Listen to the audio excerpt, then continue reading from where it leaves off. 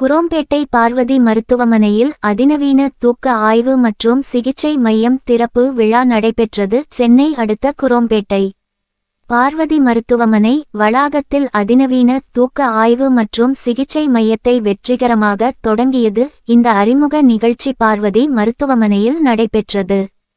இதில் மருத்துவ நிபுணர்கள் கலந்து கொண்டனர்.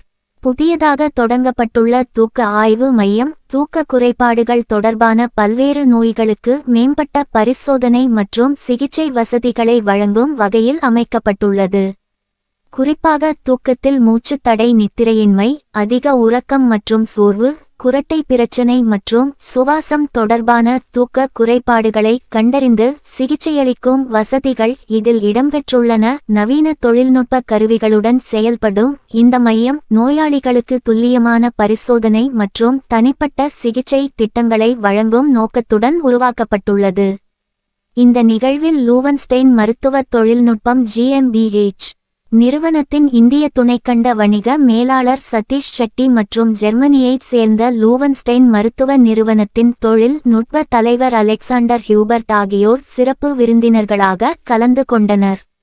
பார்வதி மருத்துவமனையின் மேம்பட்ட நுரையீரல் மற்றும் தூக்க மருத்துவ நிபுணர் டாக்டர் கார்த்திக் நாகராஜு தூக்க குறைபாடுகளை ஆரம்ப நிலையிலேயே கண்டறிதலின் அவசியம் குறித்து உரையாற்றினார். பார்வதி மருத்துவமனையின் தலைவர் மற்றும் குழும முதன்மை செயல் அதிகாரி டாக்டர் S. முத்துக்குமார் மற்றும் மருத்துவ இயக்குனர் டாக்டர் சோஃபியா J.